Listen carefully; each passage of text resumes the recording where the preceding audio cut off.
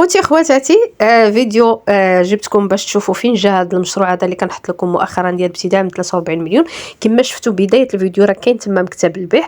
هاد الهبطه هذه كتهبط لكم الشيغا، يعني هاد الهبطه هذه كتهبط الشيغا، ولا طلعتي بحال اللي طالعين حنا دابا غادي نمشيو للمسيره.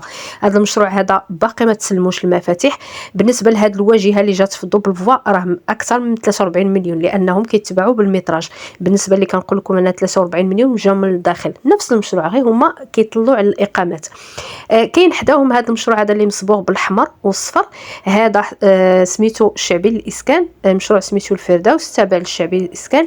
فيه حتى هما بعض الشقق للبيع اللي كيكونوا مثلا الاكثريه كيتباعوا فيهم الايطاج الرابع بدون مصعد، كيتباعوا ب 35 مليون حتى 38 مليون على حسب الواجهه وفين كاينه. بالنسبه لهذا المشروع هذا هو فيه غير جوج بيوتا ومطبخ وصالون وحمام. بالنسبه للمشروع الاخر اللي ابتداء من 43 مليون تقدروا تلقاو فيه 3 الغرف.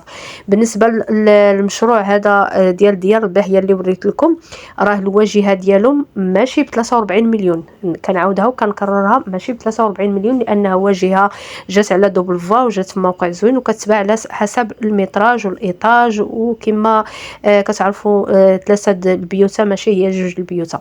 المهم نتمنى هذا الفيديو تستافدوا منه وخليتكم على خير، وما تنساوناش من الزر لايك والاشتراك في القناه باش هكذا توصلوا بكل جديدنا. سلامه.